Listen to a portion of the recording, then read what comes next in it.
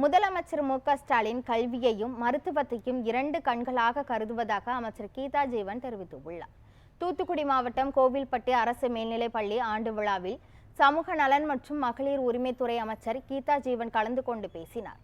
அப்போது அவர் திறமையான மாணவர்களை உருவாக்க வேண்டும் என்கிற நோக்கத்தில் முதலமைச்சர் ஸ்டாலின் கல்வித்துறைக்கு 44,000 கோடி நிதி ஒதுக்கீடு செய்துள்ளார் என அவர் அனைத்து மாணவர்களுக்கும் உயர்கல்வி பயில வேண்டும் என்பதற்காக புதுமை பெண் திட்டம், தமிழ் புதல்வன் திட்டம் போன்ற திட்டங்களை தொடங்கியுள்ளார் என்றும் கூறினார்.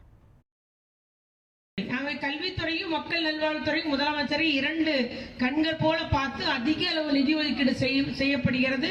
புதிய திட்டங்களுக்கெல்லாம் நிதி ஒதுக்கீடு செய்யப்படுகிறது. அவ்வளவு முயற்சி எடுப்பது எதிர்கால தலைவர்களாகிய மாணவர்களை திறமையானவர்களாக நல்ல தரமான கல்வி வழங்க வேண்டும், திறமையான ஒரு எதிர்கால தலைவர்களை உருவாக்க வேண்டும் என்பதை நோக்கத்தோடு தான் கல்வித்துறைக்கு மட்டும் போன பட்ஜெட்ல கிட்டத்தட்ட 44,000 கோடி ரூபாய் ஒதுக்கீடு செய்யப்பட்டது.